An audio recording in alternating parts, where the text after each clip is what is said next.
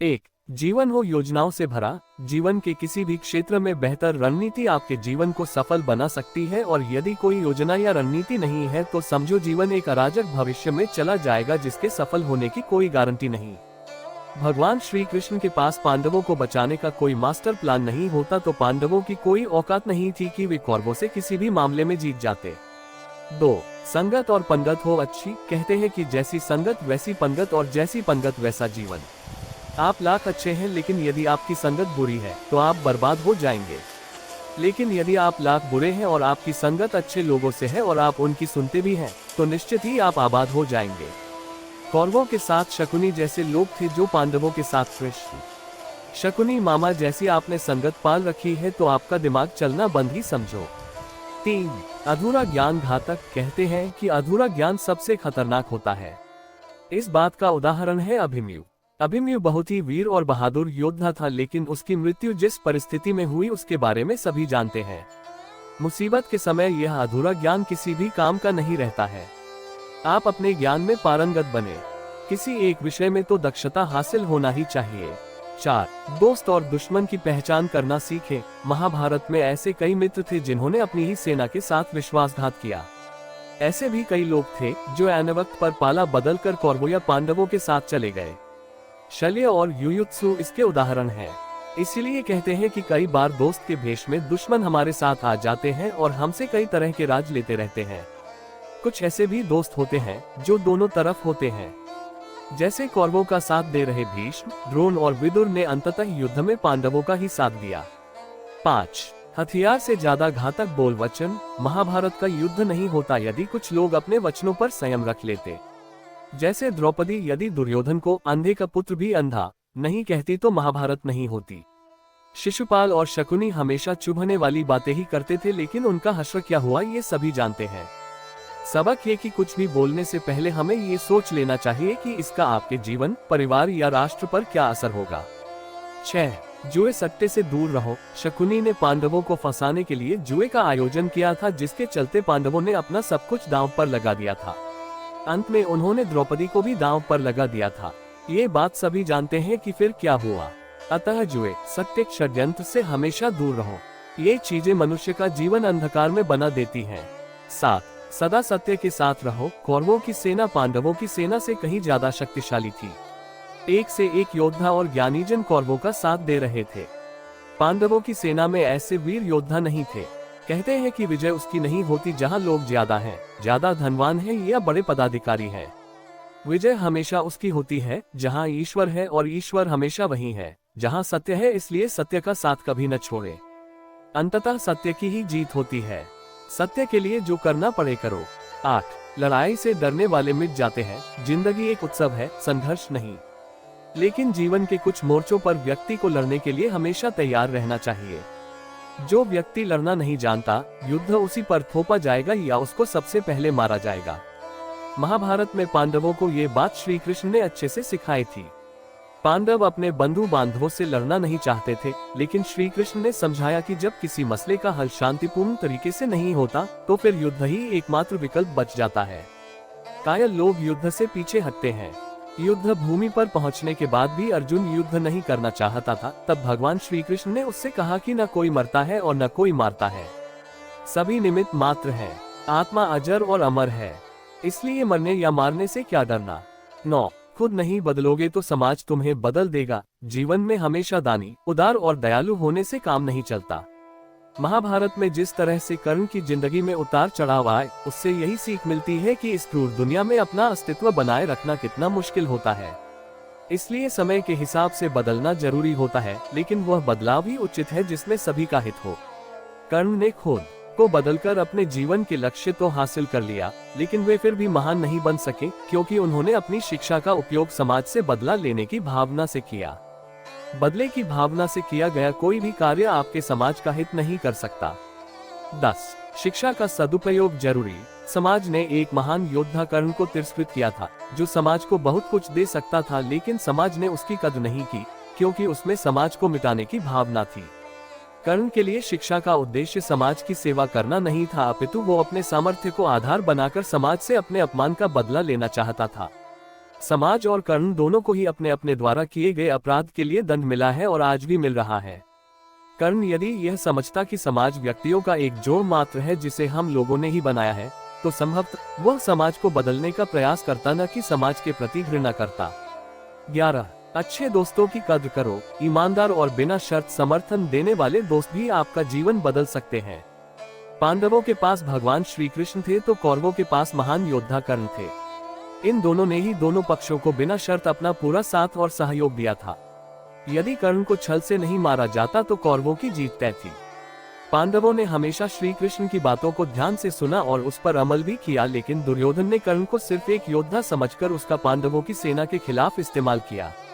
यदि दुर्योधन कर्ण की बात मानकर कर्ण को घटोत्कच को मारने के लिए दबाव नहीं डालता, तो इंद्र द्वारा दिया गया जो अमोघ अस्त्र कर्ण के पास था उससे अर्जुन मारा जाता। 12 भावुकता कमजोरी है।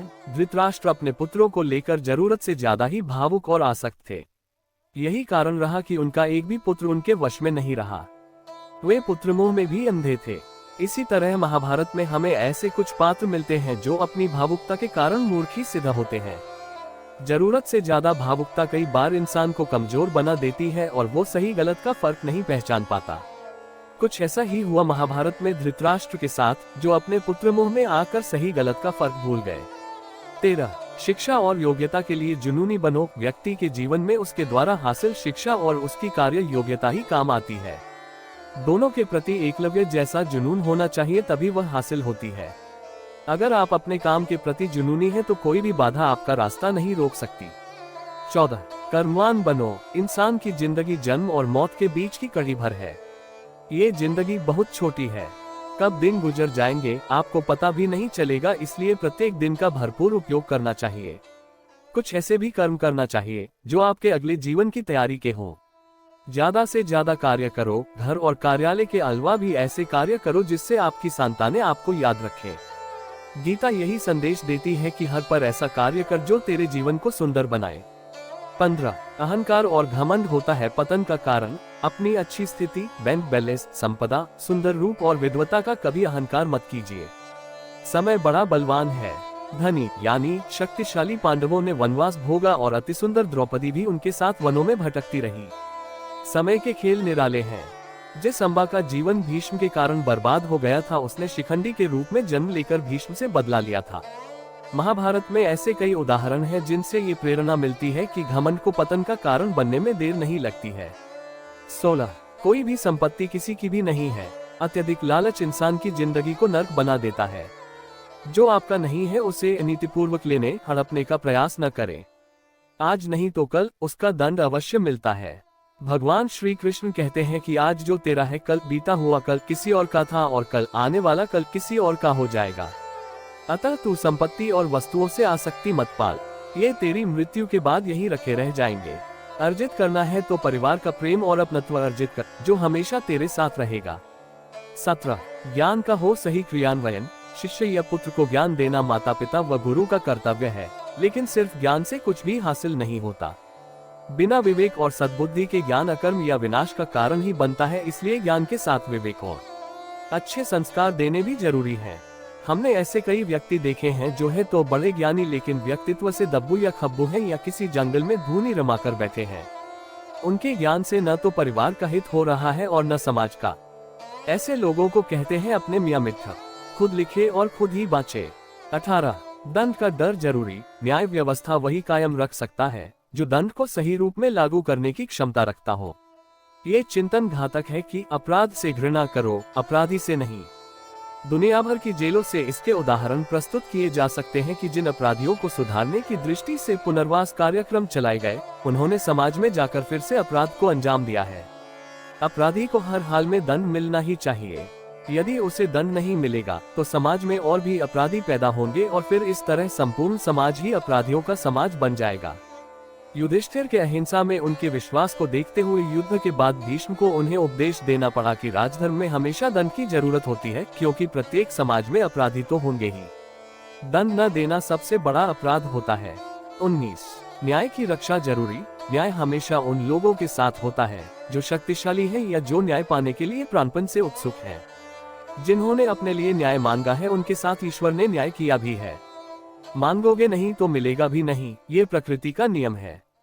गुरु द्रोणाचार्य ने कर्ण और एकलव्य के साथ जरूर अन्याय किया था, लेकिन आज दुनिया अर्जुन को सर्वश्रेष्ठ धनुर्धर नहीं मानती, क्योंकि कर्ण और एकलव्य ने हमेशा न्याय की मांग की और अंत में आज दुनिया उन्हें श्रेष्ठ धनुर्धर मानती है।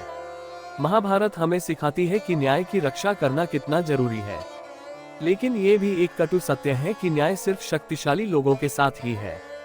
20 छिपे हुए को जानने का ज्ञान जरूरी। ये जगत या व्यक्ति जैसा है वैसा कभी दिखाई नहीं देता, अर्थात लोग जैसे दिखते हैं वैसे होते नहीं, चाहे वह कोई भी हो। महाभारत का हर पात्र ऐसा ही है, रहस्यमयी। छिपे हुए को जानना ही व्यक्ति का लक्ष्य होना चाहिए, क्योंकि ज्ञान ही व्यक्ति को बचाता है। भगवान श्री कृष्ण के ऐसे कई योद्धा थे जो छिपे हुए सत्य को जानते थे।